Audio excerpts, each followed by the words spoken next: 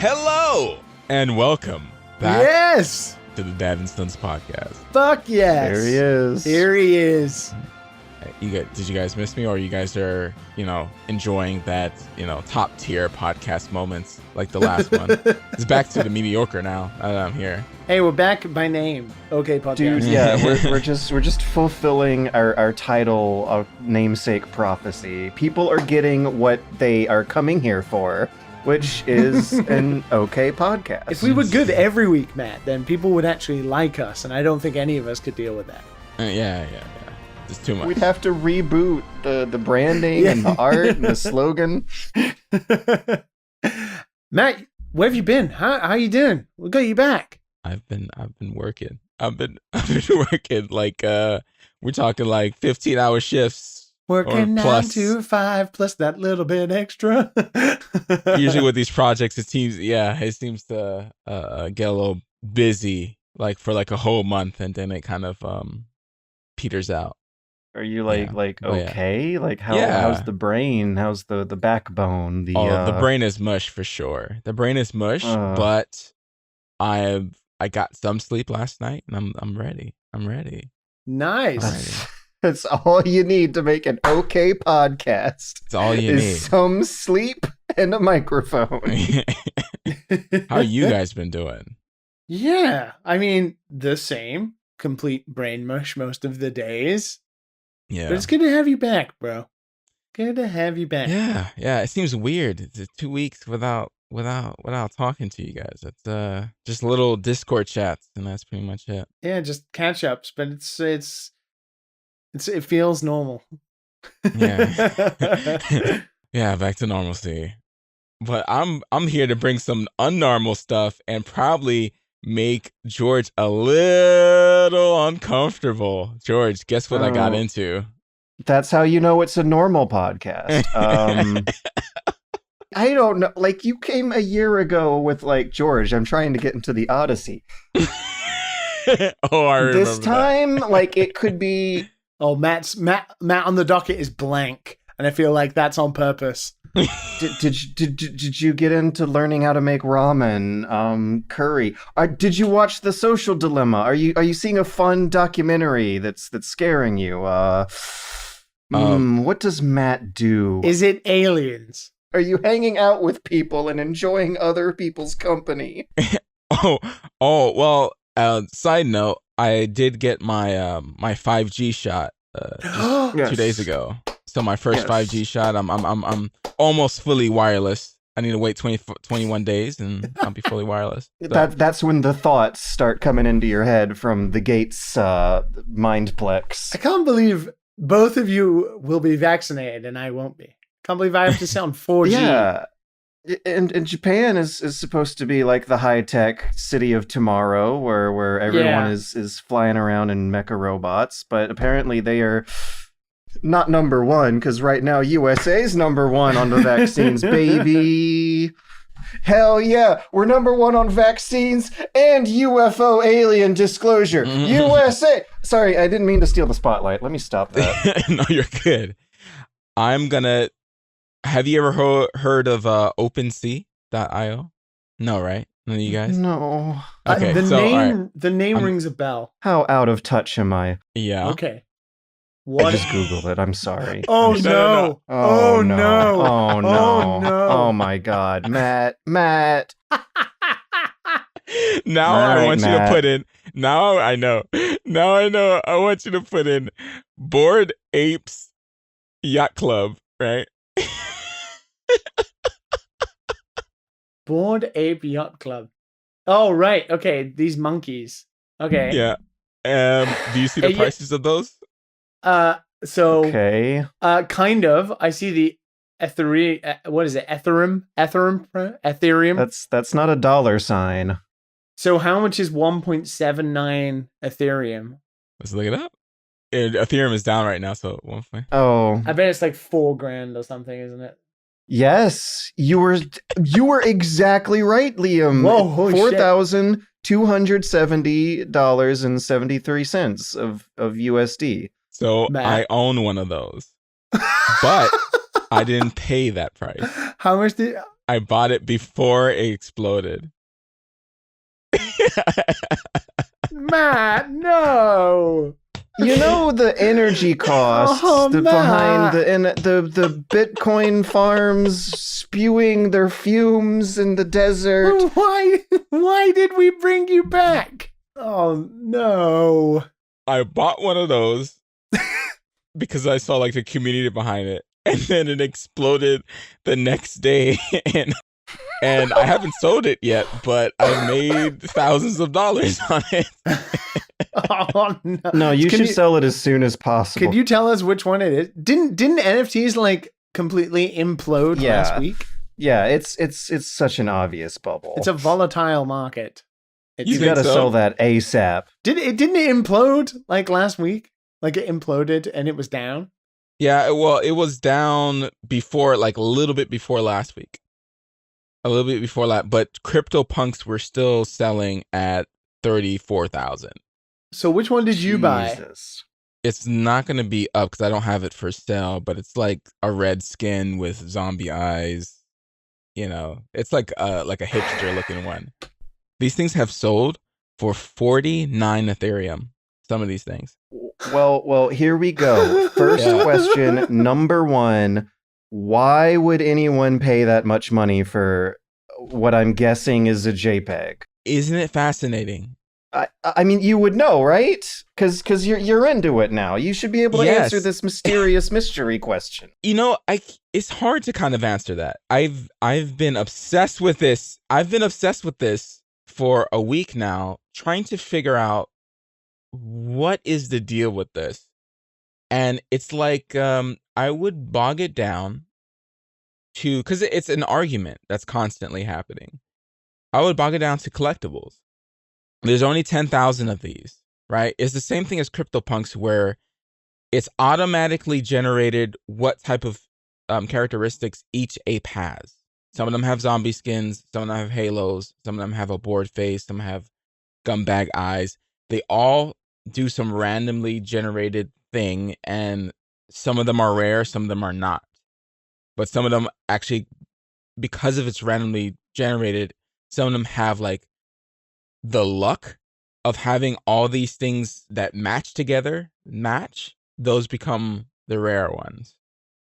You know?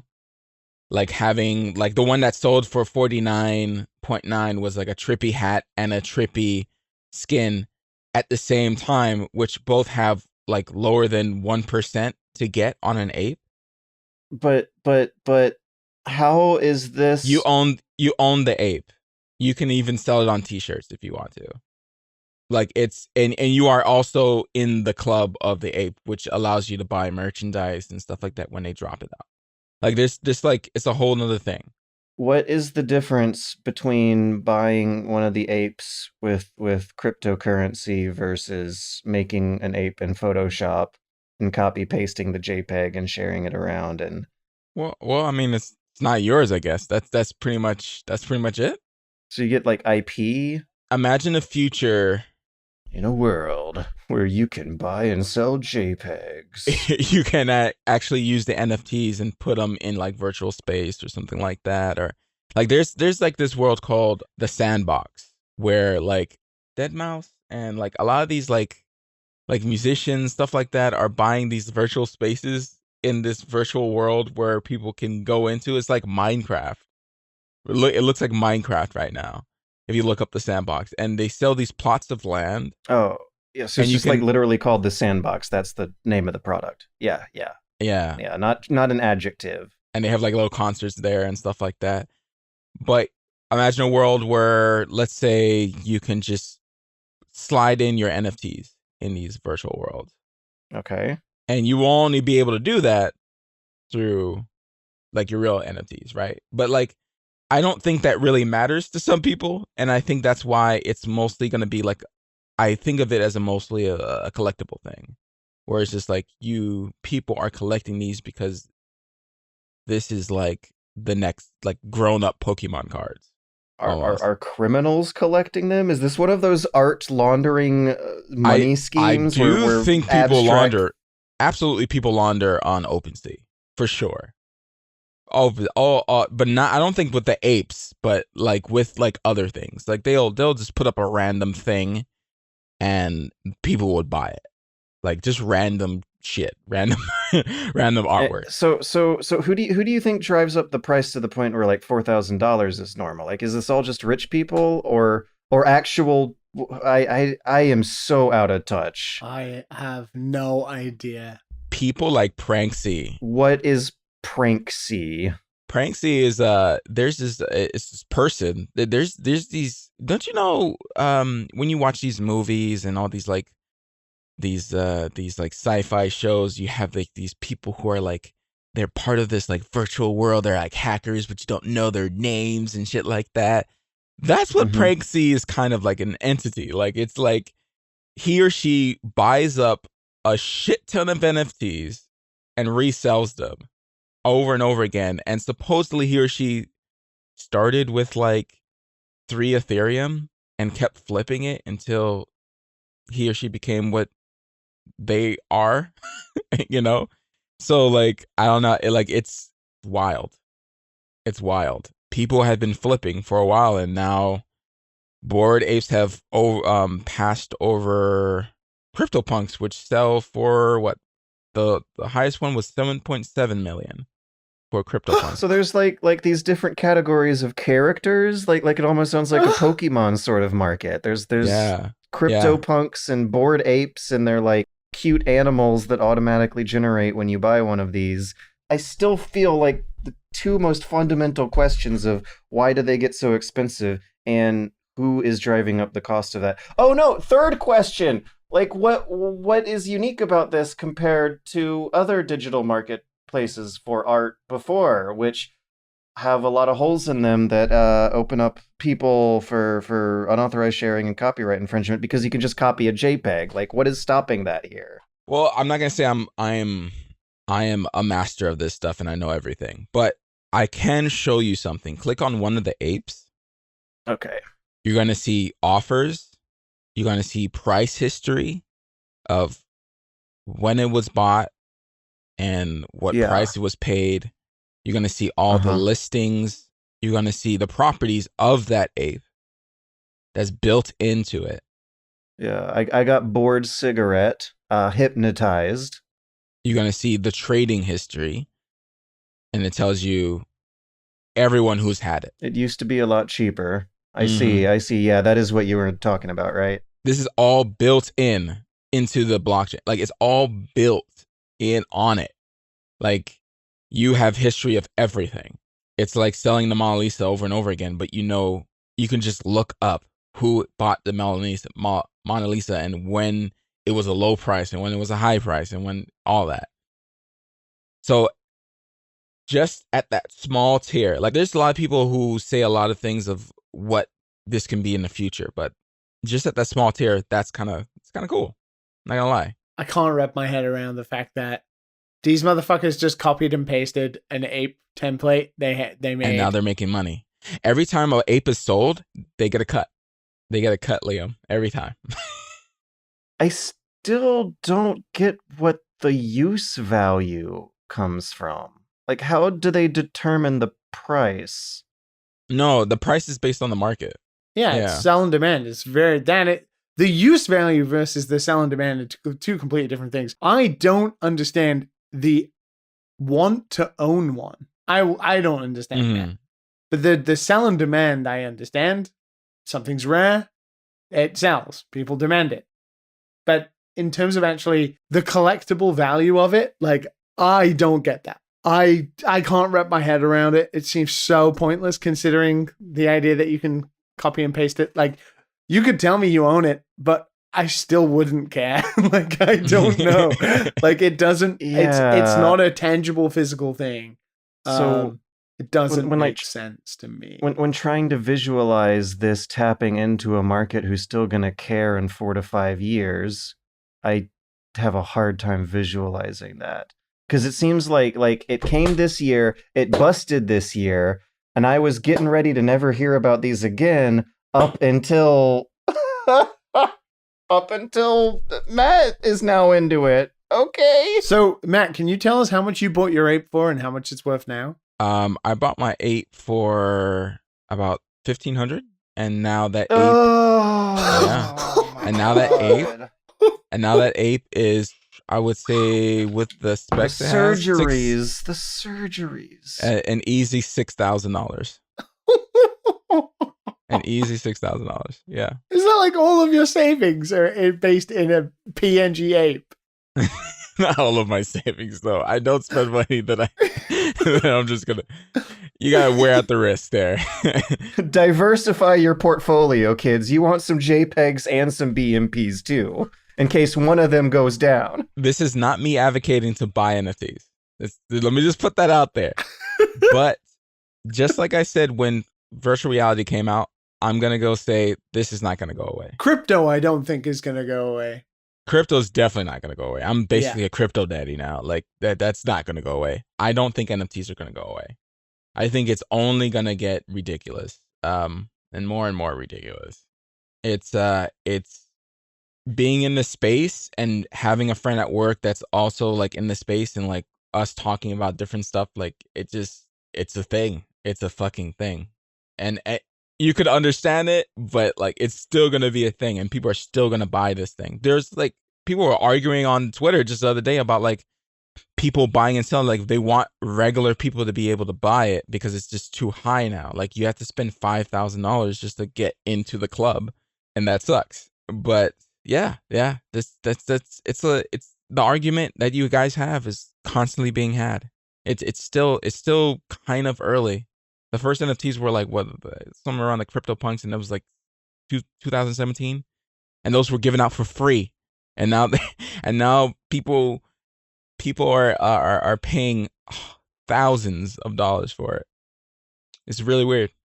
Do you think about the energy consumption issue around NFTs? I think it's going to change. I don't think it's going to change. I don't think Ethereum is going to be.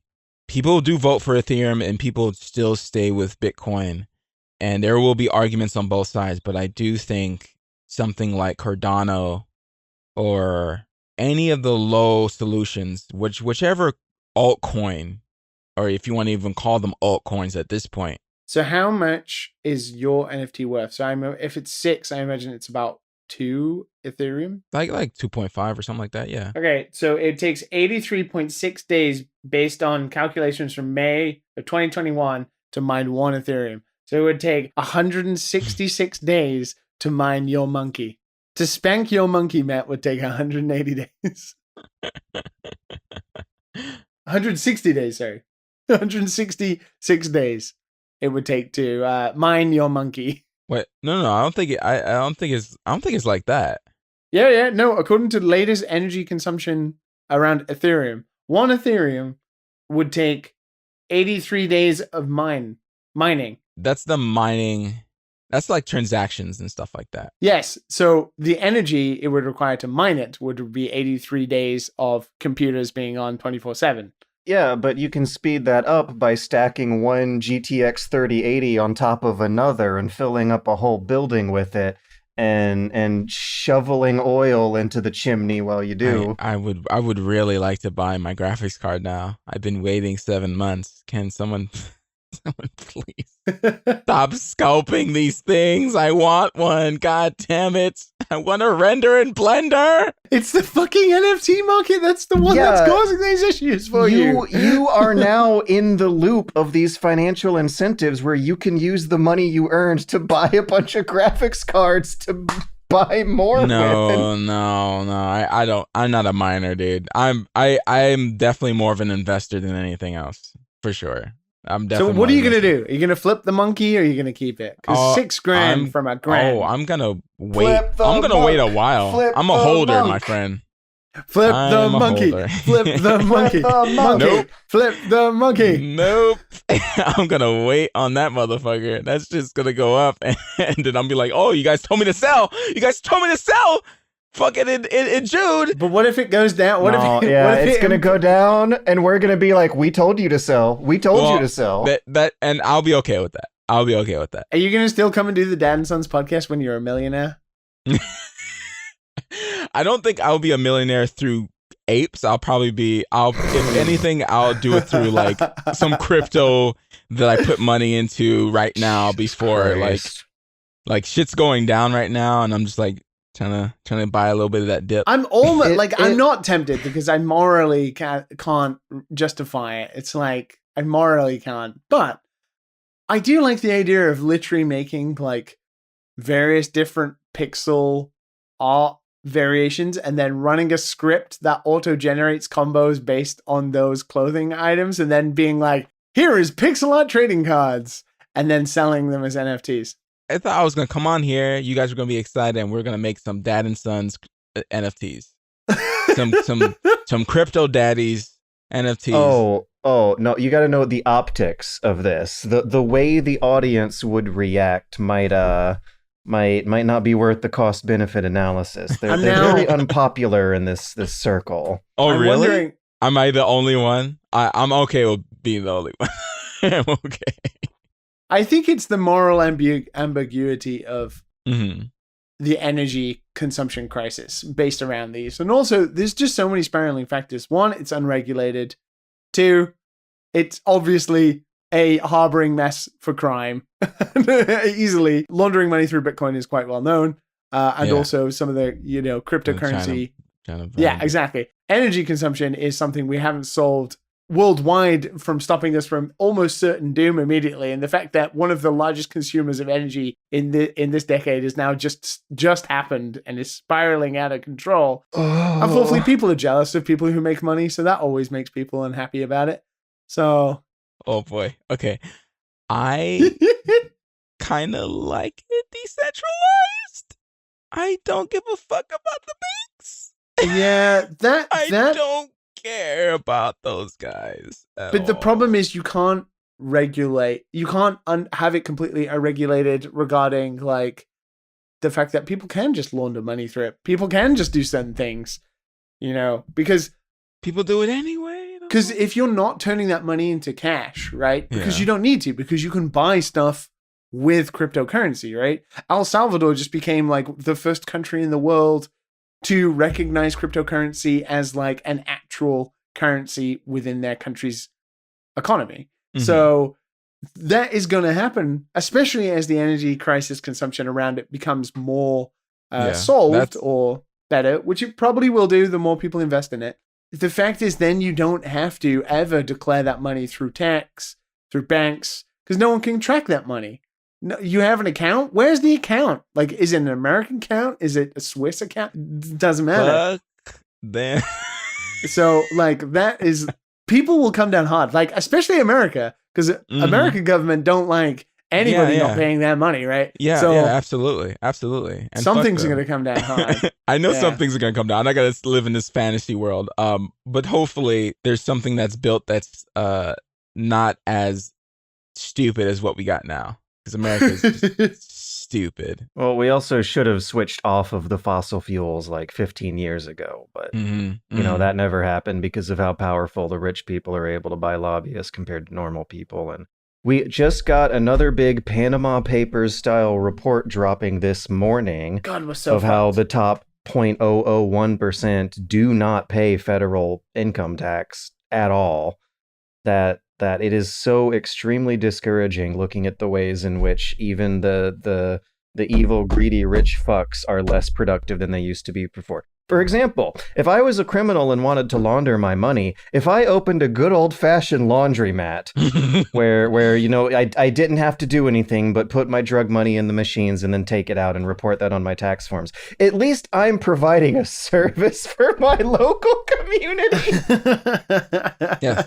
Like, at least you're providing the world with a laundromat that wasn't there before, rather than a few more lines of ethereal, abstract code of software that don't exist in the real world, that don't have use value in the real world, that don't have utility value in the real world. And that's where I think the bubble's going to burst from, is it's going to get to a point where the rich people will lose interest. It'll be up to the normal people to figure out where their value in this stuff's coming from. And I think that's when you got to sell. And I think that's going to come sooner than it sounds like you're predicting. But at the same time, I don't know. I don't know any of this stuff. You're more of an expert than both of us are now at this point. You said the same thing for virtual reality, and now you can't live without it. I don't think I did. I You thought did. that I was like, you did. No. I remember playing Super Hot VR for the first time. Jared was there too. Jared. No, it was Gerard the completion hour. Yeah, that guy. He was in California, was like, thousands of miles away. He was like, do you really think VR is gonna be that good? Oh, you're talking about an episode of the TOVG podcast. Yeah, I was the only guy. Jimmy was like, whatever. He was playing WoW, and then you were like, I don't know. This is too expensive for plastic. And then, yeah, true. It's still true to this day. Yeah, still true. Yeah. In hindsight, you're like, maybe I wasn't so hard on it. No, you were hard on it. The thing is, one of the foundational experiences that did get me into VR was playing Super Hot VR at your house on your Oculus. Like, I totally remember coming out of that a changed man. Yeah, I just had to show you. That's all. I don't think this is the same thing. There was the salad bowl with Minecraft. Yeah, I definitely don't think this is the same. The NFTs is very crypto in general is very complicated. It's even more money for less plastic. Yes, very less plastic. Very less. So you don't even get any metal. No, just something in your wallet that says you own something. You're not even buying cables to break things. If you bought a VR headset and then society collapses, you will have to run to your fallout shelter. At least you have like a pile of scrap plastic and scrap metal to turn into something more useful. If you spend all your money on an NFT, you just got the thought in your head. I'm gonna say $1,500 is not much to spend on a maybe thing that might explode later. It feels like that to you. But we know what kind of clients you have. Yes, I do have. Okay, I do have clients. Yes, I'll do that. Yes. But yeah, of course, it does it. Like I got in at the right time, and sometimes you just got to get in at the right time. Yeah, I mean, I can't necessarily like blame you. I know that you also are a very hardworking fellow comrade of the working class, so to speak. So I do. You are not in the enemies list in my mind. Not like of like, oh, I need insurance. I need insurance money and all that type of stuff. No. I'm pretty sure you do pay more taxes than Jeff Bezos does. That's the. I definitely do. Yeah. I've probably paid more tax to America than Jeff Bezos has, and I've never fucking been there. If you spent more than $770, then you paid more money in taxes than the president of the United States himself. Jesus Christ. Former, thank God. Yeah, wow. It must be nice, dude. Well, then, like, the loneliness starts to set in. The realization that all your friends are only your friends for the money. A lot of rich people get divorced. The marriages don't last long. The problem, the offset of the luxurious lifestyle of having anything you want and not having to pay taxes for it is generally offset by a miserable social lifestyle that does manifest into, like, some statistics where old men with money do tend to be at high risk for suicide in their later years. So money does not buy happiness so much as it buys convenience and makes it easier. All of which was beautifully captured in a recent Netflix comedy special by Burnham called Inside that everyone on the Discord recommended I watch this week. Liam watched it all on his own, so I guess we both get to talk about it, but... I did. Why did everyone recommend that I would watch this? I can't imagine they did it because they thought I would enjoy it. No one said that when they were recommending me this. They said that I would have a crisis from watching it, and yeah, I guess. Thanks, I hate it. So I'm assuming you didn't enjoy it. No, I did. I hated it the whole way through, just the way you're supposed to, right? It was kind of like a BoJack Horseman sort of thing, like a stare into the abyss with a sense of humor about it all. I feel like I can see why you, personally, after the year you've had, relate to it, maybe, or you're looking in a reflection of someone but it's performance art, right? Right. You know, the only thing I recognize in this piece, what is it? Like, it's like a movie. It's not really a movie. It's a comedy show. Matt, have you heard of this? No. Okay, so Bo Burnham's Inside is a musical comedy special by a guy who would sing funny songs on YouTube in front of a stage, and it's about the 2020 quarantine. The idea is that he would do a comedy special inside his apartment all by himself, and it ended up taking a year and became a project about exploring how bad his mental health was. So you have fun, cute songs that end up veering into some dark direction towards the end, cut between shots of like him just setting things up in his room by himself and how frustrating it is. It's very like non-traditional and weird. Like it almost feels like it's deliberately unfinished. Like the ending of that big Kanye album where he goes scoopity poop. You can tell that the guy doing it is having a mental breakdown and wants to stop and just ship something, and that ends up being the powerful message explored. I'm not 100% clear that Bo Burnham is entirely honest about like that mental health aspect of that and whether he's playing a character who's showing his loss of sanity, as it's very cohesive. The entire piece is very cohesive all the way through. It's very timeline structured. It's obscure and obtuse at times, but it's still very cohesive. And his songs are always about a contextual element related to literally the 2020s, 2021, 2020, and the situation that's happening to everybody. Still talks a lot about racial problems, talks a lot about like social economic problems. He still has a very good grasp on reality in a lot of it. The thing I took away from it that I look at is not necessarily about the idea of being stuck inside and working on something or about quarantine.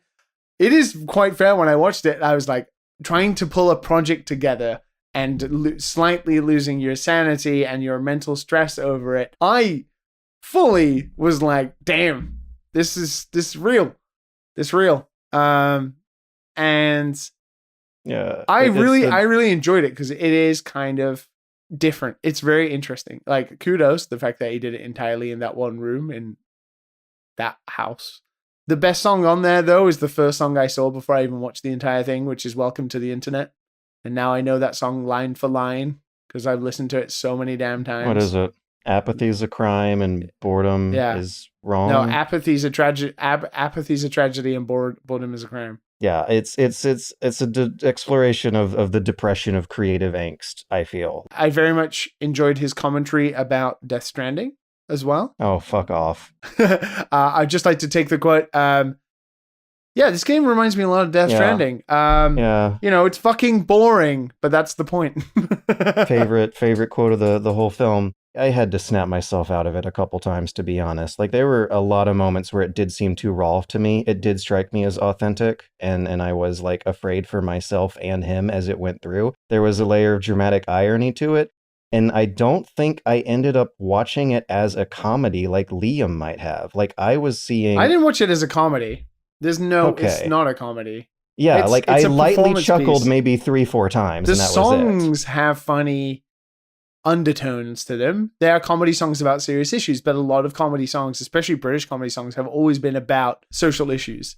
The Welcome to the Internet one is the most poignant one to me because it's dark. It's dark, but it is like the song is written and structured about you bouncing back and forth between the hilarious entertainment side of the internet and then the horrible dark side that we all look at and have to face on social media every day. That song is easily the best one there. And then mostly the songs I don't remember, to be honest. The one that starts the whole thing, which is like a quarantine song about FaceTiming his mom, kind of funny. Yeah. But it's more the cuts and the set pieces and everything about it that is interesting. He does a lot of incredibly good filmmaking for the fact that he's experimenting with lights and stuff inside of that room and the compositions he does. And those Twitter projectors you get for going viral. Yeah. Really good. The White Woman's Instagram song, that one where he basically reenacts cliche photos of white women on Instagram, that is pretty funny. And the amount of setup that must have taken is a fair amount of time. I enjoyed it. I love the little bits where he's kind of losing his sanity in the bits between. I don't think he's fully losing it. I think a lot of it is acted, but personally. But I can understand why that still could mean that it came from like a real raw place of a bad take that didn't make it into the final cut. Agreed. There's one part that absolutely cut to my core. I wonder if people would be expecting this one. And I don't remember if it's the end of the internet song or a different one, but he ends up like making a joke about suicide at the end of the song and then stops. That is the end of the song. He did not want to write more. He wanted to go into speech mode after that. And that totally like relates to me being like, oh God, I suddenly put way too much of myself in this project. I gotta cut that sentence out and do it again. But then the speech he ends up going on later is him like looking at the camera and insisting that he's not suicidal and doesn't feel suicidal because, I mean, he still feels happy when he's asleep. And oh God, I wish I did not hear that. I really fucking wish I did not hear that. It's interesting because like listening to that, for me, as the person I am, if I hear someone say that, I don't always take it so seriously, considering just today something happened with a project I'm working on where I said literally to somebody, if this doesn't get sorted, I'll be dead by the end of the day. Whoa! As a kind of, this is serious, fuck me, kill me, projects suck, right? So in the context, the way he is describing it, or the way he's on screen, I always find it like, it's coming from the place I would say those kind of things, which is like, fuck, this sucks, kill me now, kind of feeling. But then like he stopped and clarified and wanted to insist it's not a joke, but ended up accidentally diving into the mechanisms of what made him make the joke in the first place and where he weighs his emotional energy against his happiness, against his future prospects. And like, but then I wonder if that kind of thing is like him understanding his audience and making sure to add those tidbits in case of the, just in case. I don't know. I definitely have maybe didn't. I enjoyed it. I don't take it so seriously. I think some of the songs are quite poignant, but in terms of him, I still have to remember he's rich, and that is like his barn in his big mansion house. And that was his studio and not his whole room. You could tell that too. There was no bed in there. Take it with a pinch of salt. But I did enjoy it. The ending struck me as very authentic and raw and genuine too, because it does look and feel unfinished. And he like says as much before the credits roll. Yeah. And the title song was Possible Ending Song. Possible Ending Song. Possible Ending Song. Right. Yeah. Like it's one of the 4 light chuckles that you have through this thing. Possible Ending Song. Yeah. I enjoyed it. I think the Welcome to the Internet song is the one that stuck with me the most. And I listen to that song quite frequently. It is dark, and like the full version of it where he's like laughing at the end, like maniacally. I enjoy quite a lot.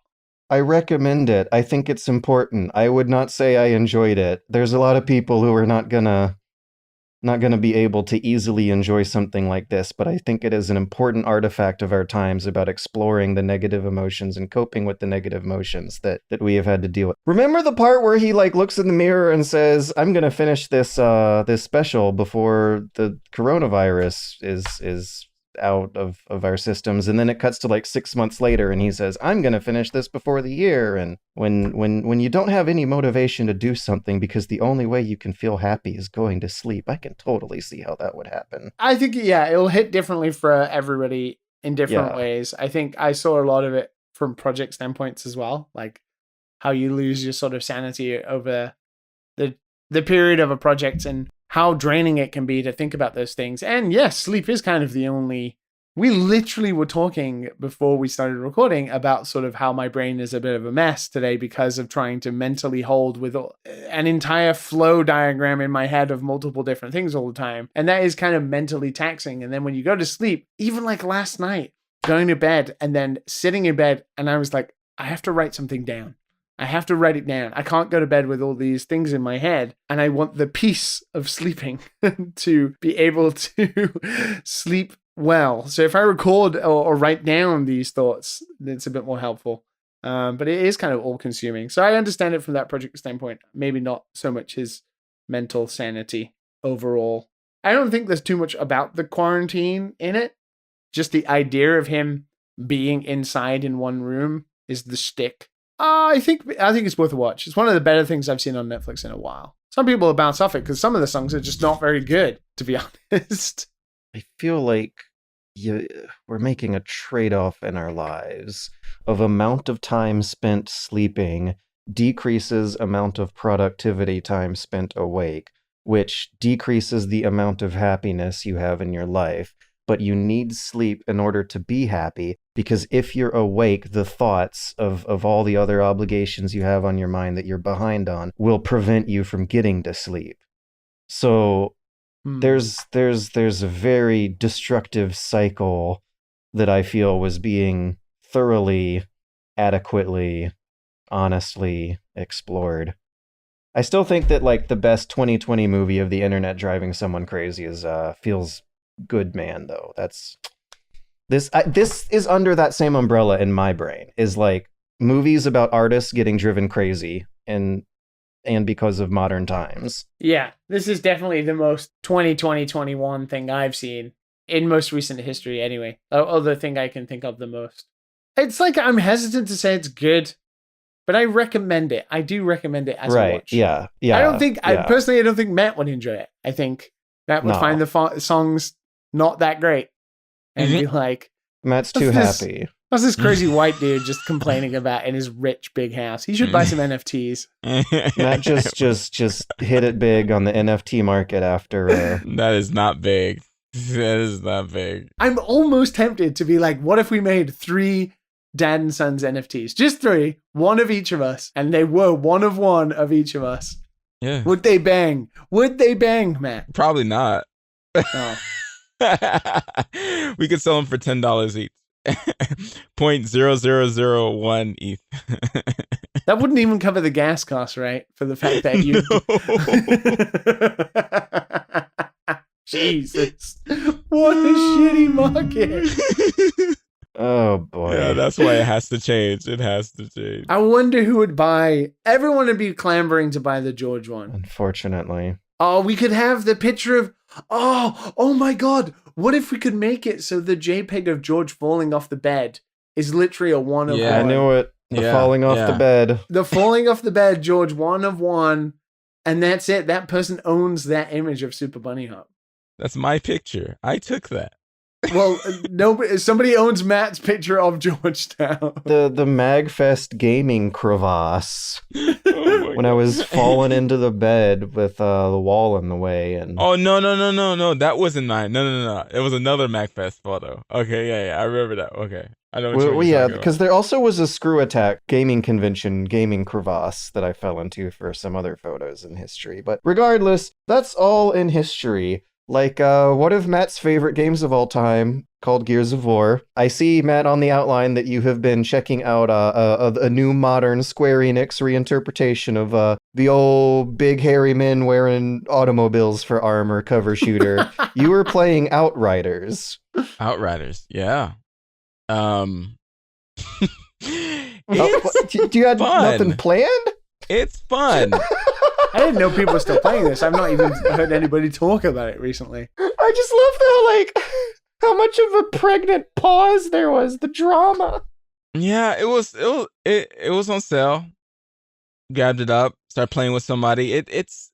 I mean, I don't know if I would play this by myself, but with someone, it's pretty fun. I gotta say, the voice acting for like your main character is pretty ridiculous. Like you're just like this dude that just walks around, or girl walks around and just does what he wants.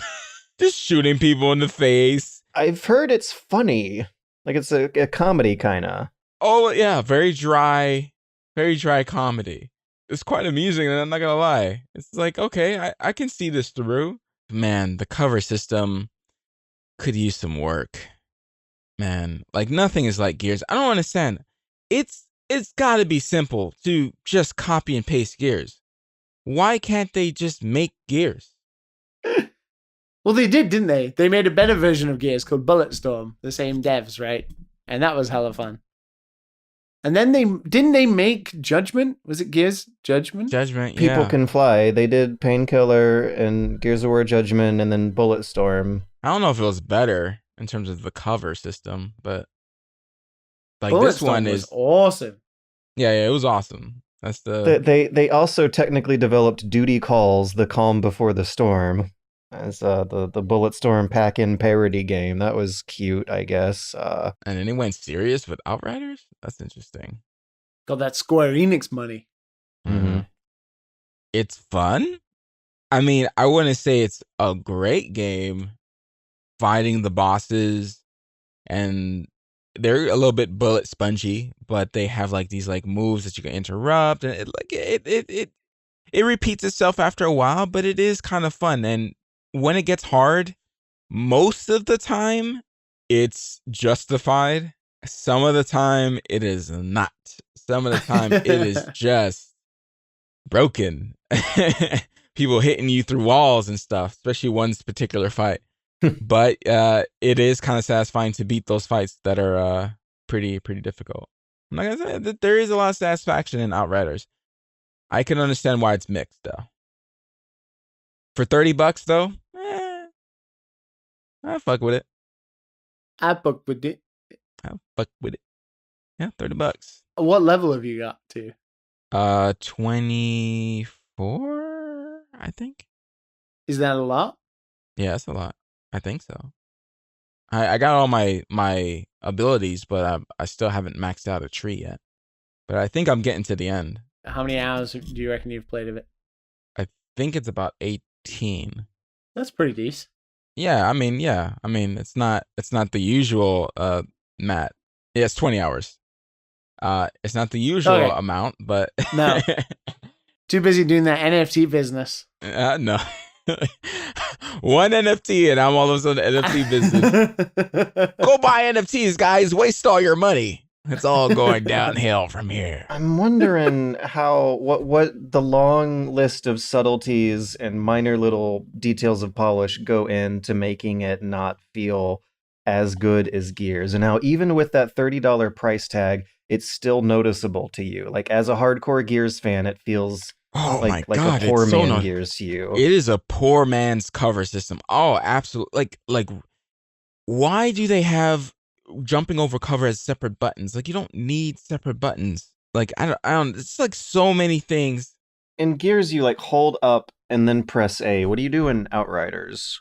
You have to press space to get into cover, and then you press control with your pinky to go over. That is kind of weird. That is kind of weird. Yeah. Yeah, to flip over. I would rather double tap space, but you can't. It won't allow you to keybind that. It won't allow you to keybind it. It'll just break. And so it's awkward. It doesn't feel as good, and like sometimes you get latched onto cover, and going from cover to cover isn't as like slick as Gears is. You know, you have to kind of hold space for too long, I would say. And then you slowly run to it. And then you're kind of stuck into cover for a little bit, and then you have to get out. It's a really sticky cover system.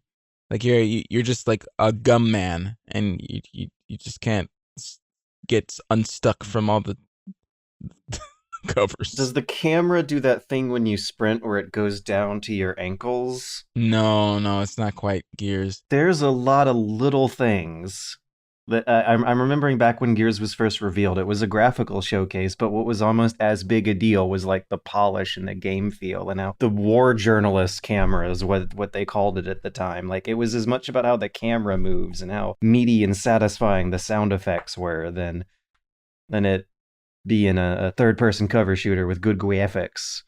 Graphics. I gotta say, the gore in this game is pretty spot on. Like, you pop heads all the time and explode people all the time. It's great. I do remember some fun stories from the Gears of War developer about how they thought it was too gross to have red blood, so they changed it to black. Did you ever hear anything about that? No. Yeah, it was something that the Epic president said one time during a Dragon Con panel, and I saw some videos online where that was a answer they were given to a question in a few cons. But yeah, it's I guess that also begs the question, how does it compare to Gears, and does it like maybe evoke the grossness that they had felt when they changed it to black? Yeah, I never noticed that. At least I haven't. Is it like dark red or is it like straight up black?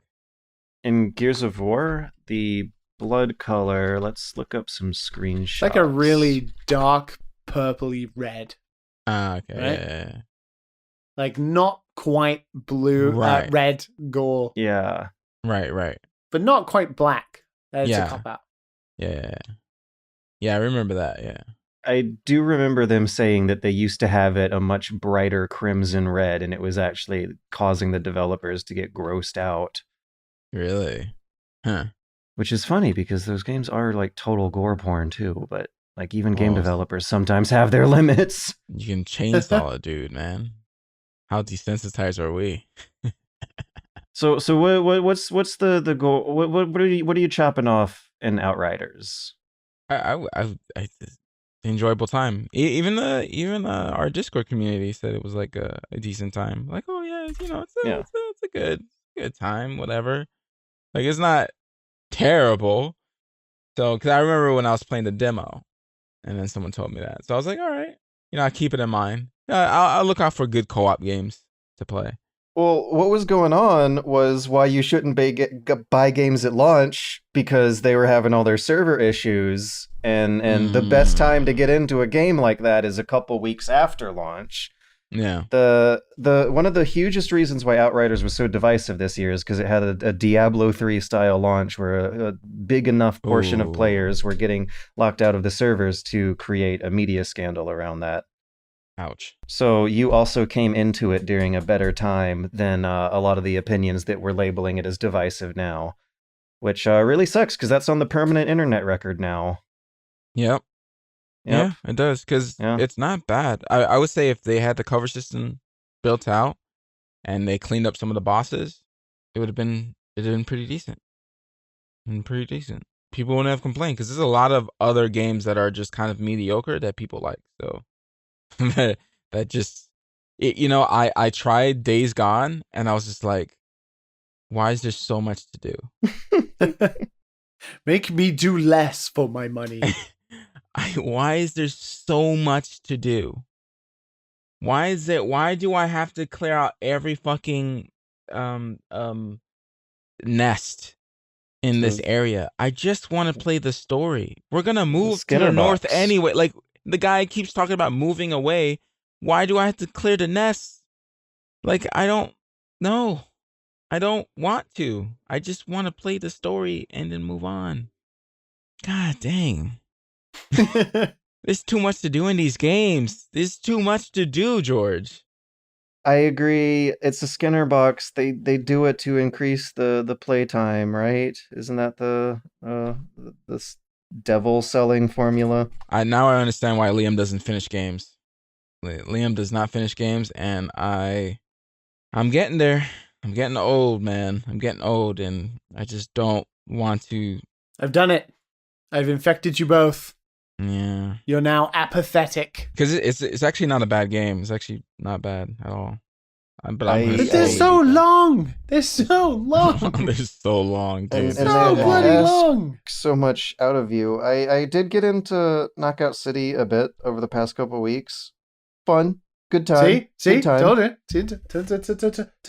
Told you. But speaking of mediocre things that people still love, I wanted to talk about the 1993, what is it, the Jankel cut? There's a 1993 extended edition director's cut of the Super Mario Brothers movie. Gosh, let me look up the name of the director. Yeah, Jankel. It's the Jankel cut. They released the Jankel cut. This was a cut of the Mario movie that was formerly released on a run of VHS tapes that, if I do have my facts right, was very short-lived and ended up getting lost to the internet. And now what ended up happening is that some fans used the 4K Final Fantasy background up-res algorithms to remaster the frames of this extended edition so that we now have 23 extra minutes of Super Mario Brothers that we did not have before. And it is wild. It is so crazy going back to this time where everyone thought that Mario was just going to be a short-term holiday shopping toy trend for kids. And the people who had to assemble this movie out of very little and very surreal source material went absolutely fucking crazy with it. And you can absolutely tell that that whatever Illusion Mario movie they're going to be coming out with in a couple years is just like got to be way more generic and playing it safe than the utter insanity the 1993 Mario movie went through. So from the extended cut, we have a much longer drawn out intro sequence of Mario and Luigi's life as lower income plumbers in Brooklyn. And we find out that apparently Mario and Luigi are in trouble with the mob. Oh, God. And they owe money, and there's like gangsters chasing them on their way to the sewer. There's a lot of shots of them just like parking a car and getting out, like some exterior establishing shots that got cut out, but also some material that does really, really change the pacing of the first chunk of this movie to something way slower, to the effect that when they go into Dinosaur World and things speed up, it hits you even harder, and it feels a little more deliberate and artistic in that way. There's also a musical rap sequence in which Toad, who is depicted as a Bob Dylan-esque wandering guitar hippie bard, played by a guy named Mojo Nixon. Mojo Nixon is the musician and actor who plays Toad in the Super Mario Brothers movie, and we get a scene where he does a rap about freedom of speech and the merits of the free marketplace. And then the Koopa cops come in and arrest him. So it like weirdly gets more political from this extended edition cut too. Like Mario's not just saving the princess and the world from an evil king dictator, but he's also like upholding the American dream. There's a one really good joke they cut out for some reason. I wonder, because it probably wouldn't be so marketable for a kid-friendly family movie. But when Mario and Luigi get arrested by the cops, it's also canon now that Mario and Luigi hate the cops. When Mario and Luigi get arrested by the cops along with Toad, Toad's explaining to them the electoral system where they have all these names on the ballots they can vote for, but they're all Koopa. And Toad says something like, yeah, you can vote for anyone so long as it's King Koopa. And Mario's like, oh, what kind of a sham system is that? And the reply is democracy. And then it quick cuts to next transition for the punchline. And I can understand why they wouldn't want to put that joke in the kids movie, why they'd want to cut it out. Yeah, no, like I am of the opinion that the 1993 Mario Brothers movie is a good fun time if you are inebriated and have some friends and some drinks. That incredibly mediocre movie is... Were you inebriated? Did you have friends? I was inebriated. I had 2 to 3 friends on Discord because one of them ended up dropping out through the process. Because you told him what movie you were watching. No, they wanted to come. There was this big, hilarious Discord exchange where, dude, as soon as this Discord group mentioned that they were planning a Mario movie night, the entire chat just became Mario memes for the next 3 days straight. Like it was a good wholesome time. I recommend the Mario Brothers extended edition Jankel cut is available for free on the Internet Archive. They edited out all the copyrighted music so that sometimes it just straight up sounds like the characters are underwater. It also has the timestamps on the extended edition footage, so you can directly compare what they cut and think up into your mind why they cut this and whether or not it was for the best in the end. There's a lot of fun stuff going on in this cut, despite as silly and stupid as it is. It was fun. I really enjoyed it. Well, that's all that matters. As long as it's not giving you existential crises like Bo Burnham's Inside was, I think you're okay. Well, one thing that it does do that is a bit of an existential crisis is the realization that an 80s movie archetype became the US president for 4 years. Because King Koopa in the Mario Brothers movie absolutely positively is a parody of Donald Trump. Like, they knew it back then. They didn't expect him to be president. But the guy's look, the mannerisms, the way he talks, it is all clearly inspired by how ridiculous the real world we ended up inheriting became. Well, I'm not going to watch it, but good on you, George. Giving it a second chance.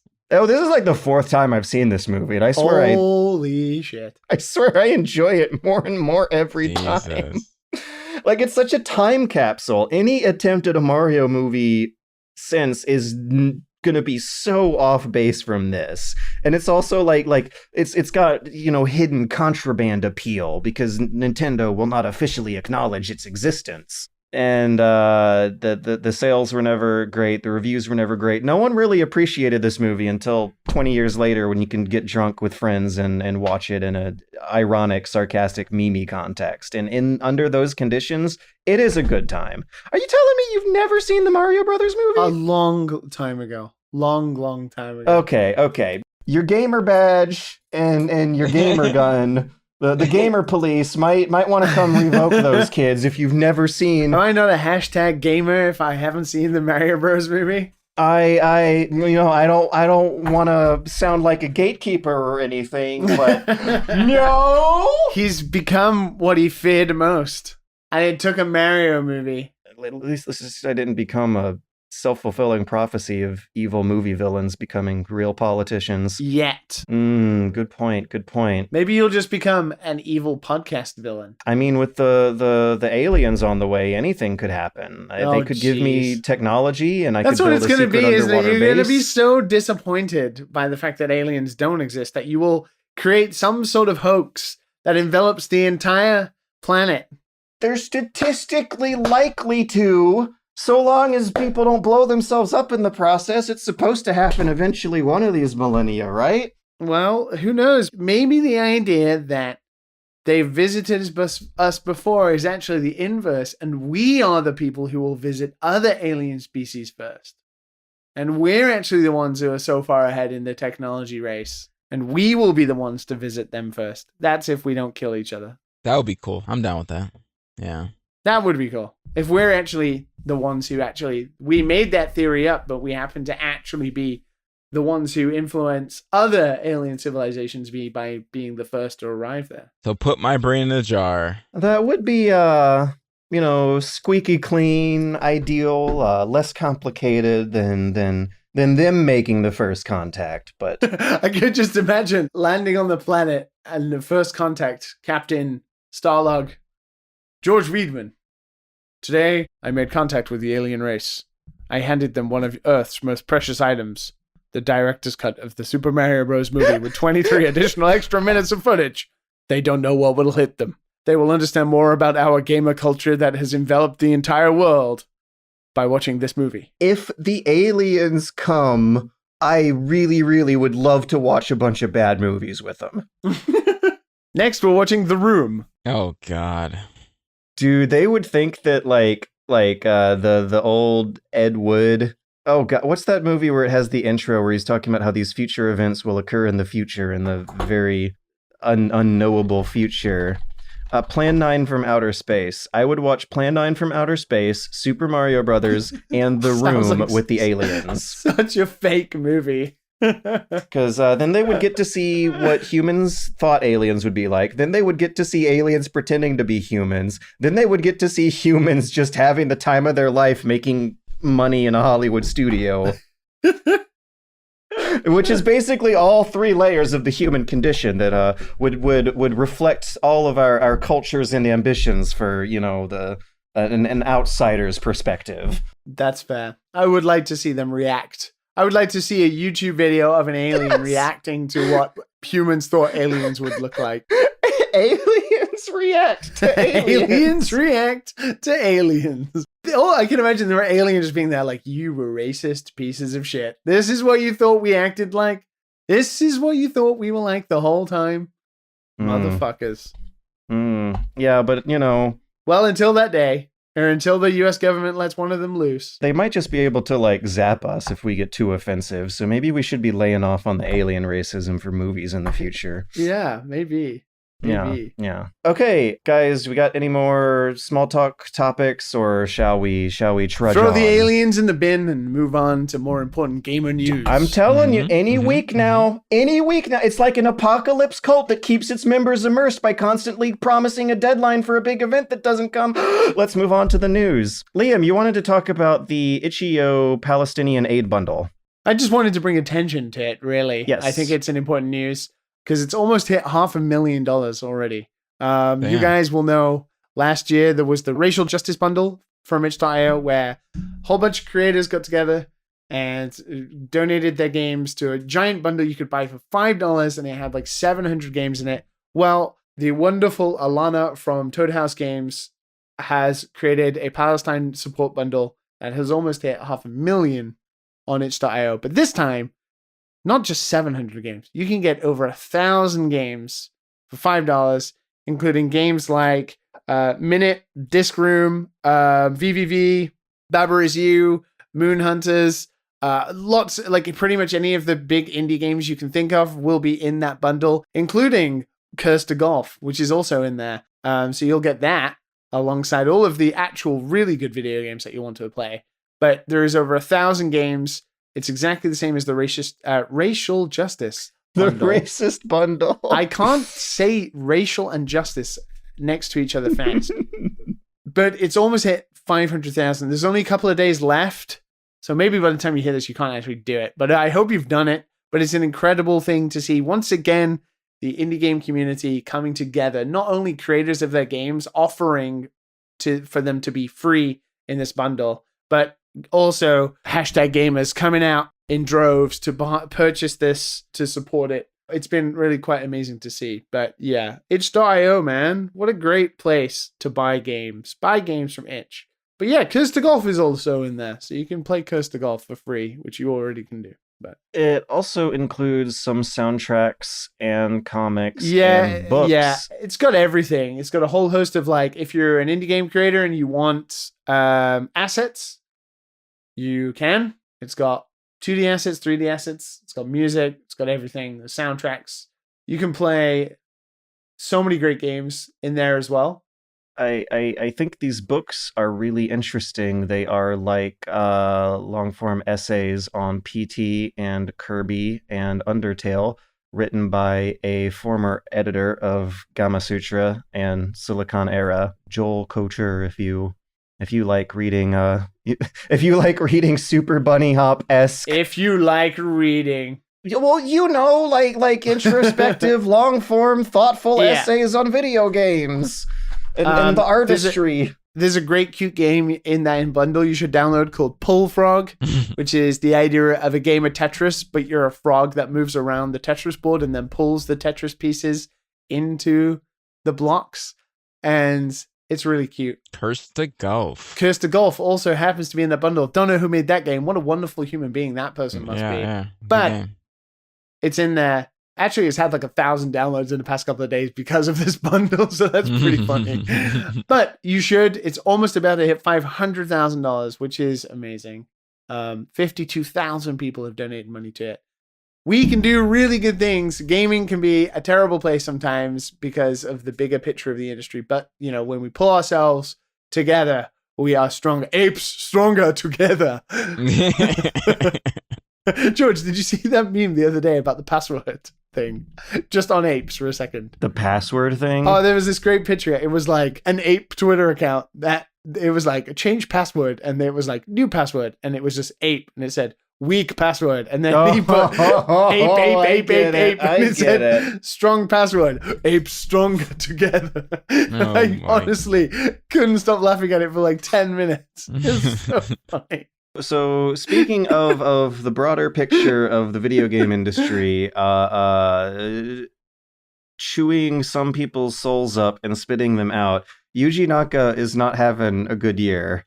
Yuji Naka has announced on Twitter that he is actually contemplating retiring at 55 after the release of Balan Wonderland. Is it bad to laugh, Liam? Yes. I don't know. It was a bad game. It was, but at the same time, I mean, history always could have gone slightly different. It's just like, no, don't give up. Don't give up, man. The thing is, like, I saw a lot of this, like, when it was announced, and like so many people, and I honestly want to punch so many faces of people who said he was fired. Wait, what? Because Balan Fund wasn't successful. Because the immediate thought is that the company would fire him after it not being successful, which is very true in maybe American or Western culture. But in Japan, people don't get fired. People don't get fired. He obviously joined Square Enix not that long ago. He's quite a large name. He obviously has a lot of money himself. And it was a project with them together. It makes a lot of sense that he would leave after it's not successful anyway. But I feel like the I might retire is more of a reflection on not leaving Square Enix, but more of a reflection on probably how he's disappointed about how the game turned out. Yeah. I don't think you see a lot of Japanese people, especially Japanese creators, admit something like that. Yeah. Which is quite sad to see. He's only 55 in Japan, to be honest. Man. It's quite young. You put some perspective on that, and now I feel sad. That sucks. Because I mean, it's a team, right? Like, it's probably... And also, this is the other frustrating part, right? Is he would never reveal, and no one would ever know why Balan Wonderland turned out the way it did. Is it a combination of, okay, maybe Yuji Naka's not so great at making games anymore, but he had like a team of like 100 people helping make this game. Right. Is it the Square Enix internal staff that also were not very good? 100 people. I think it's probably going to have been around about that, all in total. I think probably a core team of 30, I would say, due to what the game... And I haven't played it, but like, I mean, you see enough. Like, it's hard not to see enough. I have no desire to play it. You like no desire. Yeah. When you see such critical things that every game creator sort of looks at and is like, how did that make it in there? You think there were probably things out of his control that he just could not control. Like that. Yeah. There was nothing he could do about it. And then you think that's probably down to Square Enix, like, to be honest.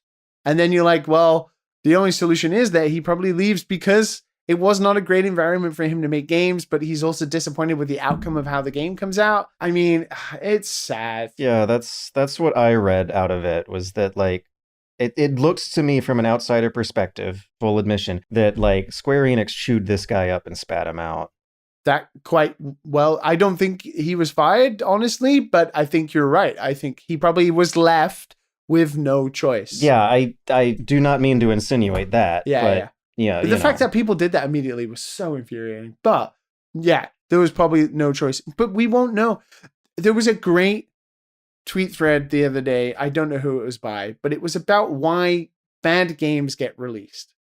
And I remember being shouted at when I was 20 by Danny O'Dwyer, of all people, about a bad game being released. And I was like, why did they release it? Because I didn't quite understand or grasp why you would release a bad game. There are just so many contributing factors as to why. You run out of money. The publisher doesn't give a shit as long as they can recoup the costs. There's so many reasons as to why games turn out bad. Like, nobody wants to make a bad game, but things run away from you, and then this happens. It also seems like their strategy with this game was to very deliberately market it on Sonic nostalgia. The characters look like Sonic characters. They got Yuji Naka in there with... But it only sold 2,000 copies in the entire of Japan, and I've got to admit, that is absolutely an abysmal. Abysmal. Naoto Oshima there, and it seemed like he was just kind of backed into a corner with this project to work on something that is fundamentally different from the Sonic games he was making 20 going 30 years ago, where he would have had so much smaller of a team working under way completely different hardware environment. It's weird because, of course, there was a budget behind this game. The cutscenes in it are all computer generated CG rendered cutscenes. They have musical segments and pieces, and these are weird. big, huge, expensive things. So they started out with the intention of like, this is going to be a franchise. This is going to be a big thing for us. Ooh, that stings even worse. Yeah. But then also you think about the idea on paper of the idea of these different costumes you turn into for platforming. Sounds like a great idea, right? You think of Cappy and Mario and that sort of hint of Donkey changing. Kong 64. But the execution was poor. And there's no excusing some of the other stuff that was in it, like the photo epileptic issues that were happening. Stuff that got through QA, but that's like, how did Square Enix? That's not a Yuji Naka problem. That's a how the fuck did Square Enix let that go? Because I feel like Square Enix did what publishers do, which is they knew the writing was on the wall for that product. They didn't care. They didn't want to spend any money finishing it up. And they just launched it out the door to save some costs. Because they knew they were never going to recoup that. I would give an example of my own work. Like when we're working on for like, you would consider like a big client, right? Like, you would think they want things a certain way. You would think they want things clean, shot well, but the people that they hire or the people who are with them, giving us creative direction on what to edit, how to edit the interviews and stuff like that, sometimes is not really good. Yeah. At all. And they ask you to do some things that just make the video look like shit. And we have to find a way to either try to tell them, be like, hey, I think this would look better. What do you think about this? You know, like kind of sugarcoat it, kind of just caress them over to this. It can't really work in game design because you have a time limit. Well, I mean, we have time limit, but like you can't just rebuild a game. No, you can't. I can re-edit a video. And that's the problem is twofold. Is publishers either step in and they do stupid stuff like that where they don't trust you. Oh, the other side is they give you too much free reign, and it's because they just trust in you to do a good job. They've paid for you or hired you, especially in Yuji Naka's case, to be Yuji Naka, right? Do your thing because we don't know how to do it. So we're entrusting you with our money to do it. And then therefore you're like, whoa, wait, hang on a second. I need you to tell me what you want, and then I'll make it for you. And then you're kind of in this nether zone of like, I need some direction here. I don't know. It just didn't work, did it? It didn't work out. It's all gone pear-shaped. Correct me if I'm wrong. Enlighten me with the trivia, but Yuji Naka's primary role was also programmer rather than designer. Well, he wouldn't have been the sole programmer or something like this, I think. And if he was, that already is a huge problem. Yeah, that's another thing that kind of looks fishy with how they used his name in his marketing and the Sonic nostalgia, is that he was doing the coding, well, the low-level engineering. Well, because he wasn't exactly rather. The Sonic creator. Like, the way Sonic looks wasn't Yuji Naka, right? Yuji Naka's idea was Sonic, but he was the guy who programmed him. He wasn't the guy who designed the drawing of Sonic. Oh, God, who was it? Naoto Oshima. Yeah, okay. When you look up Sonic the Hedgehog on Wikipedia, it says programmer Yuji Naka and artist Oshima are generally credited with creating Sonic. It's weird because Yuji Naka really hasn't made that many games, to be honest, right? He kind of picks and chooses what he wants to do. But there was a game he made on the Wii, and I think that came out on the Wii U that was like all over the place, but was actually a pretty fun game. It was called like, and it was a platformer, and it was called like Rodea or something, or Rodea or something. And it was actually pretty fun. It was like this Wii-based game where you used the motion control, and that was also marketed exactly the same as Balan Wonderland. Rodea the Sky Soldier. It is, it's sitting on a 45 on Metacritic, though, so I guess you're in the minority for... It wasn't a bad game, though. I think there were two versions. I think there was a DS version and a Wii version, and one of them was really bad. Yeah, Metacritic doesn't have a score for the Wii version, but the user score is a lot better than the user score for the Wii U version. That might be the what I just looked up here. Doesn't seem like he has the best of track records, really, but, I don't know. He still made Sonic. But it's sad. It's sad. He's a guy. He could have just made Sonic and retired, but, no one can ever take that away from him. Well, Sega tried to dampen that spirit in the past 20 years. But yeah, I think it's sad. Yeah. Go, Matt. Go like Sonic. Get out of here. Go like the wind. All right, dudes. See you guys later. Bye, Matt. It was a pleasure.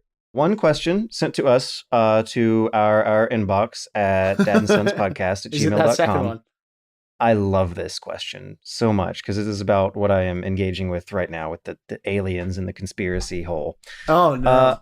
Stepsonus S asks, well, they tell a story first and then they ask a question. I bought Firewatch a couple years ago on a sale and proceeded to stay up until 4 a.m. because I couldn't put it down. I've always been aware of the discussion around the game's disappointing ending, including the non-spoiler parts of Gorg's review, but I kept an open mind, and I came out with a completely opposite opinion. I loved the way the game wrapped up. However, I think this is mostly because I played it for the first time in 2021, which is a very different time compared to February of 2016 when the game originally came out. The way the game's story unraveled towards the end to me seemed like a masterful way of showing how hard it can be to escape a conspiratorial way of thinking. All three characters, Henry, Delilah, and the player, who they also refer to as a player, as a character in this thing, run wild thinking there must be something crazy going on, and when you find the truth, all of you are deflated and disappointed, like what's going to happen in the Alien Report next week. But shouldn't you feel glad things weren't as bad as they seemed? Some of us humans get trapped in terrible fantasies about reality and cannot come out of them because the alternative is so mediocre. And the myriads of disappointed Firewatch fans kind of prove that point. The dystopia we live in is boring. Have any of you ever interpreted a game very differently during a later replay due to a shift in your worldview? Or viewed a game differently when playing it late due to a shift in social context? Huh. Oh my god, I have. Come on, George. Tell it to me. Did this happen to you, Liam, when you hit your late 20s and you started noticing that you were older than most of the characters in the media, including all the ones who die off all the time? Maybe not in Western media so much, but I definitely noticed watching anime and stuff like that I was far older than most anime characters now, and therefore all of my heroes that I looked up to when I was younger, Goku, rest in peace, we're all dead, and I can now no longer be strong and like them. Did it retroactively change your opinion of the qualities the show represented? No, not necessarily, because I've never really taken that kind of stuff seriously. But I don't know if it changed my worldview so much. What did change with me is that once I noticed that I was outliving a lot of media characters who die, like my opinion on violence is not what it was when I was a child at all. Like if anything, it might have completely flipped. Like I am as hardcore a gamer, as any idiot on YouTube. Yeah.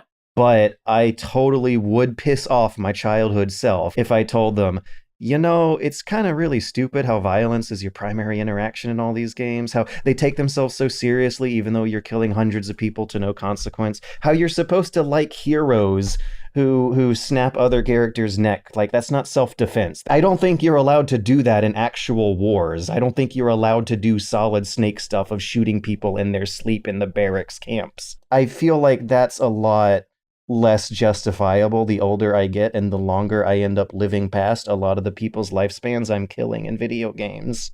I don't know, because I've always kind of looked at media and not really thought about that. I have had issues with sport in real life where the majority of sport people peak in their mid-20s and then it's always referred to as a downward slope after that. And then when I got to 27, 28, and they talk about soccer players in the context of oh man, he's coming towards the end of his career. And I'm like, holy mother of God, what the shit?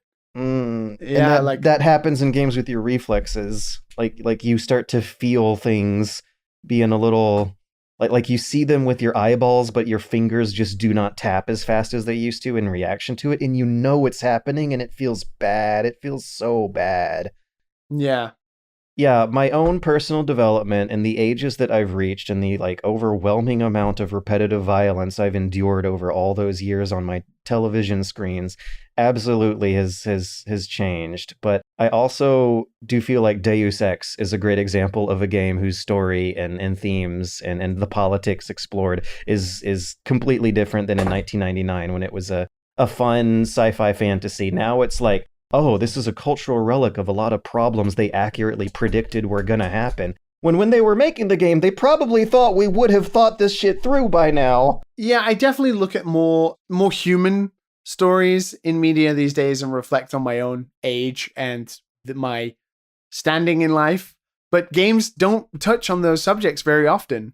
I still, we've talked about this on the podcast, I still don't think games write good stories for the most part. Honestly, the narrative conflicts with video game. Therefore, the ability to talk about really intense emotional stories that reflect on human, psyche is hard in video games because a lot of them have to just play onto power fantasy, which is not something human beings actually experience. Going back to the anime idea of I grew up on anime, I wanted to do certain things. Other media, certainly stuff that I watch sometimes. I think we've talked about it with Bo Burnham today, but I think games still have a long way to go to really make me think stuff like that. I do think the initial question of looking interested, I think humans are always looking towards the negatives and always looking for the worst case scenario in every situation.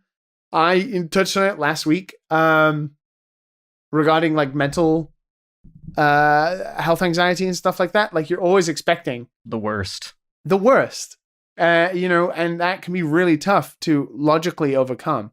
I find that games offer a ability to pull yourself away from that kind of thing and then maybe think that everything's not all so bad. So I wouldn't really want games to be always doing stuff where it's miserable and that sort of stuff. I don't know. It's interesting. I don't think games are mature enough, really, to be honest, right now. We're getting there, slowly. It's taking too fucking long, my friend. But they're not mature enough to answer questions like this, I think. I think one interesting thing going on with Firewatch as an example here in particular is that the state of the world has changed the way the game gets received. In history, you have examples of classic books like The Great Gatsby and Moby Dick that were panned on launch, that did not find success until the deaths of the original authors kicked in. One of the reasons why is Great Gatsby was distributed for free to American soldiers in World War II. And it's a book about how the Roaring Twenties were morally decadent and corrupt and would have led to some kind of disaster. That did not resonate with people in the 20s, but it did in the 30s and the 40s during World War II. And so what ended up happening with Firewatch is that you had this game about a story about characters getting caught up in the conspiratorial mindset, but it was released before the world went crazy from everyone going from a conspiratorial mindset. And so now when you go back and play Firewatch from this point in history forevermore, you're going to see a hell of a lot more dots connecting it to the real world than back in 2016. Yeah. And I think that's really, really cool and a profound example of how games can think ahead of their time about problems that may be coming a few years later. Yeah, I understand. I still wish we had more mature elements. I think games like Yakuza 7 touch on that kind of thing sometimes nicely because it feels so real, but from a standpoint that's maybe not a human standpoint, but a cultural standpoint. Of course, it's about Japan, but there are human elements to it that I understand maybe more than other people do because I live in Japan. So, but it's not it's not like a fully contextual human element that you can relate to.